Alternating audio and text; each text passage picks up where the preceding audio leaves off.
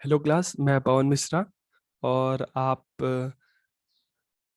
जैसा कि आप इस इमेज में देख रहे हैं कि हमारी जो पुरानी शिक्षा प्रणाली थी कि वैदिक समय में जहाँ पे शिक्षा दी जाती थी, एजुकेशन दी जाती थी, इसको गुरुकुल कहते थे।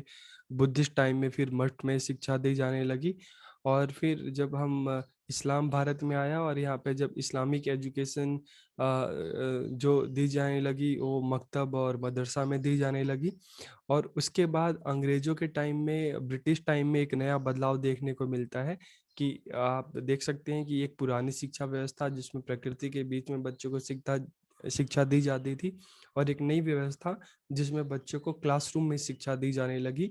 तो ब्रिटिश टाइम में एक नया बदलाव क्या आया कि जो स्कूल, जो जैसे पहले जो शिक्षा का केंद्र था, उसको एक समय में गुरुकुल कहते थे, फिर बाद में मठ कहने लगे, फिर मकतब और मदरसा कहने लगे। लेकिन अंग्रेजों के टाइम में, ब्रिटिश टाइम में उस संस्थान को एक नए नाम से जाना गया, स्कूल, कॉलेज, यूनिवर्सिटी। एक नई नई शब्दों की संज्ञा दी जाने लगी। तो अब क्या बदलाव आया कि जो स्कूल सिस्टम शुरू हुआ उसमें जो ब्रिटिशर्स थे, इन्होंने एजुकेशन को 3 भागों में बांटा। एक प्राइमरी, प्राथमिक, फिर सेकेंडरी, माध्यमिक, फिर उच्चतर माध्यमिक, हायर सेकेंडरी, 3 भागों में बांटा। तो अलग अलग कक्षाएं देखते हैं कि पुराने समय में इस तरह की कोई अलग अलग ग्रेड निर्धारित नहीं किए गए थे, बच्चों को उनके नॉलेज के आधार पर प्रमोट किया जाता था। और ब्रिटिश टाइम में हम ये देखते हैं कि जो एजुकेशन जो स्ट्रक्चर था उसको अलग अलग क्लास में डिवाइड किया गया, बच्चों की उम्र के हिसाब से, पहली, दूसरी, तीसरी से लेकर फिर 6, 7, 8, 9, 10, 11। तो इस तरह से अलग अलग कक्षाओं में जो स्कूल जो स्ट्रक्चर था उसको अलग अलग क्लासेस में उसको डिवाइड किया गया। तो हम जो देखते हैं कि पुराना एजुकेशन सिस्टम और जो ब्रिटिश टाइम में, जो ब्रिटिश इंडिया में जो नया एजुकेशन सिस्टम स्टार्ट हुआ कि एक स्कूल बनाए गए, उसमें अलग अलग क्लासरूम बनाई गई, अलग अलग ग्रेड निर्धारित किए गए। तो जो आज की जो एजुकेशन सिस्टम जो है, ये हम देखते हैं तो ये ब्रिटिश समय से ही शुरू किया गया। तो आप देख रहे हो कि जो ये क्लासरूम सिस्टम है, जो आप देख रहे हैं अलग अलग कक्षाओं में जो बच्चों को प्रमोट किया जाता है, तो ये जो सारा सिस्टम है ये ब्रिटिश समय में शुरू किया गया था। तो आज का जो हमारा टॉपिक है, education in India in the colonial era. Colonial era मतलब ब्रिटिश पीरियड, कि ब्रिटिश काल के दौरान भारतीय शिक्षा। तो हम सबसे पहले बात करेंगे कि जब हम बात करते हैं ब्रिटिश पीरियड शुरू होने से पहले भारत में कौन सा समय था, मुगल पीरियड था। तो जब मुगल पीरियड का धीरे धीरे पतन होने लगा, तो सिर्फ मुगल पीरियड का ही पतन नहीं हुआ, मुगलों का ही पतन नहीं हुआ। उस समय की जो शिक्षा व्यवस्था थी, जो सामाजिक व्यवस्था थी, जो पॉलिटिकल स्ट्रक्चर था, उन वो सारी चीजें खत्म होने लगी। तो इन चीजों का जब मुगल एम्पायर जो था उसका धीरे धीरे पतन होने लगा, तो हम देखते हैं हमारे समाज में, राजनीति में एक इंस्टेबिलिटी, अस्थिरता का माहौल हुआ। और जिसका प्रभाव क्या पड़ा, यहाँ की एजुकेशन सिस्टम पे भी पड़ा। और जो यहाँ की जो शिक्षा व्यवस्था थी उसमें भी गिरावट धीरे धीरे आने लगी। तो फिर क्या हुआ, फिर अगर हम बात करते हैं कि the British period began after the company's victory of India, की ब्रिटिश समय की शुरुआत कब होती है, जब ईस्ट इंडिया कंपनी ने भारत के अधिकांश क्षेत्रों में कब्जा कर लिया। तो उस समय से ब्रिटिश पीरियड की, ब्रिटिश समय की शुरुआत होती है। और 1857 आते आते हम देखते हैं कि जो ब्रिटिशर्स का पूरे इंडिया पे ही कब्जा हो जाता है। तो एक वो जो समय था वहाँ से ब्रिटिशर्स का पूरे संपूर्ण रूप से भारत पर कब्जा हो जाता है। तो मुगल साम्राज्य के पतन के बाद भारत में ईस्ट इंडिया कंपनी, भारत में ब्रिटिश एम्पायर की जो स्टार्टिंग होती है। स्टार्टिंग में जब कंपनी ने भारत, अगर आप सबको पता है कि जैसे जो ईस्ट इंडिया कंपनी ब्रिटेन से यहाँ पे आई, तो उसका मुख्य उद्देश्य व्यापार करना था और प्रॉफिट कमाना था। और इस प्रॉफिट को ज़्यादा बढ़ाने के लिए ईस्ट इंडिया कंपनी ने भारत के कई प्रांतों पर, कई राज्यों पर कब्जा भी कर लिया। तो स्टार्टिंग में उनका उद्देश्य, ईस्ट इंडिया कंपनी का जो उद्देश्य था, सिर्फ प्रॉफिट था।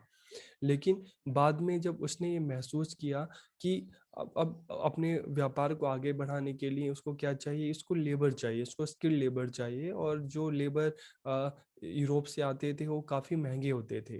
तो अब दो ईस्ट इंडिया कंपनी के जो दो उद्देश्य थे, एक उनको स्किल्ड लेबर चाहिए थे, और दूसरा था भारत में अपने साम्राज्य को, अपनी जो किंगशिप थी उसको भी लंबे समय तक रखना था।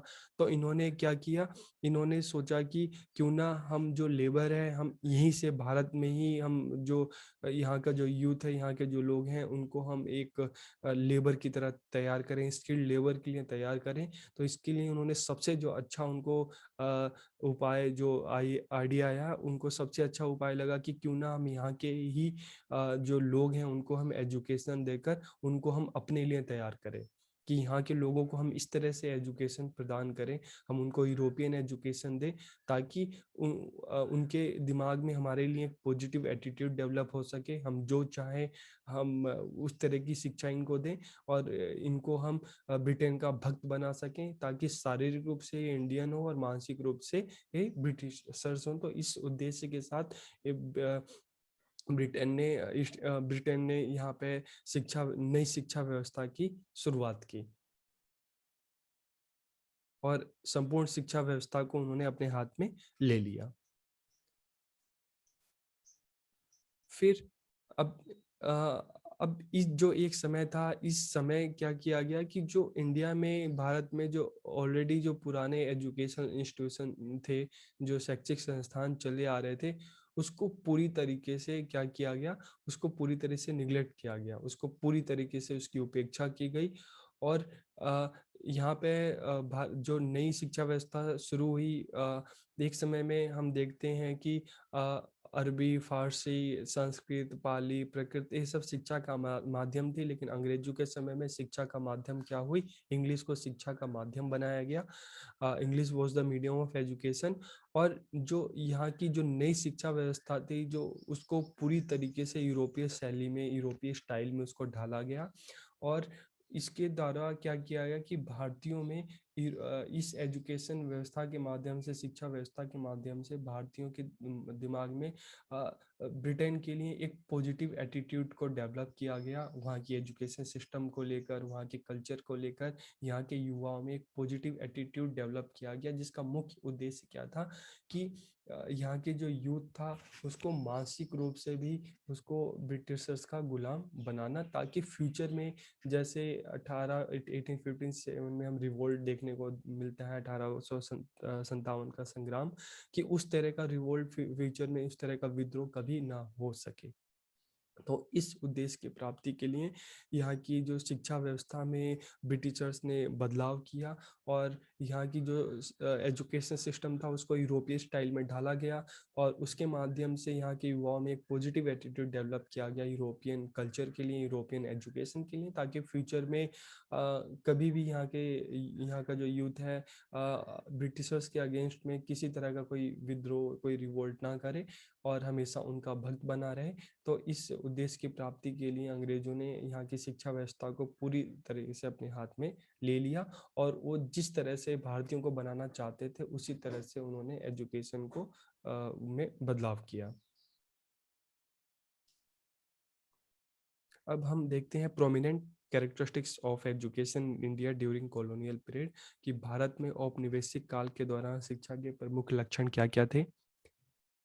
सबसे पहला है कि the modern education system started in India during the British period, कि ब्रिटिश काल में ही भारत में आधुनिक शिक्षा प्रणाली की शुरुआत हुई। अब इसको आधुनिक प्रणाली क्यों कहते हैं, आज के समय में जो जो हम देखते हैं कि आज के समय में जो शिक्षा प्रणाली है इसकी शुरुआत ब्रिटिश टाइम से ही हुई, कि नए शिक्षण संस्थान बने जिसको स्कूल, विद्यालय नाम से जाना गया, स्कूल, कॉलेज, और अलग अलग जो स्कूल थे अलग अलग कक्षाओं में, क्लास में उसको बांटा गया, और उसको 3 स्तरों में बांटा गया, प्राथमिक, माध्यमिक, सेकेंडरी और हायर सेकेंडरी। अलग अलग क्लास निर्धारित किए गए, पहले, दूसरी, तीसरी, अलग अलग विषय निर्धारित किए गए।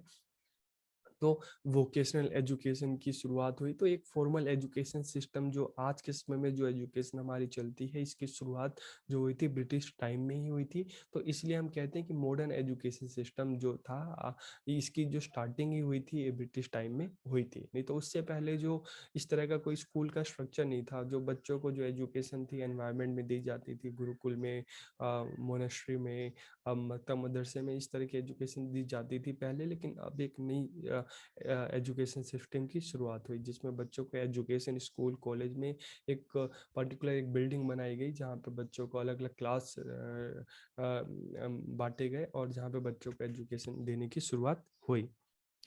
तो इंग्लिश एजुकेशन इन इंडिया वो स्टार्टेड बाय क्रिश्चियन मिशनरी, की जो क्रिश्चियन मिशनरीज थे, जो ईसाई मिशनरीज थे, उनके द्वारा इंग्लिश एजुकेशन की शुरुआत की गई, जिसका मेन पर्पस क्या था कि जो क्रिश्चियनिटी को स्प्रेड करना, ईसाई धर्म का प्रचार प्रसार करना। फिर during this period Indian came in contact with European literature and science की, जैसे हम बात कर रहे थे कि इस टाइम में जब ब्रिटिश भारतीयों को हम यूरोपियन एजुकेशन दी जाने लगी, तो जो यूरोपियन लिटरेचर था, जो कल्चर था, जो साइंस था, जो भारतीय थे उसके कांटेक्ट में आए, उसके बारे में जाना समझा।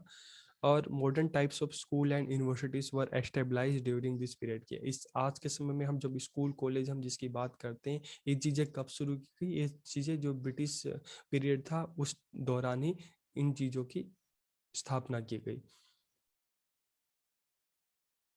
एजुकेशन वो divided into 3 level, primary, middle and higher, की शिक्षा को 3 भागों में बांटा गया, प्राथमिक शिक्षा, माध्यमिक शिक्षा और उच्चतर शिक्षा।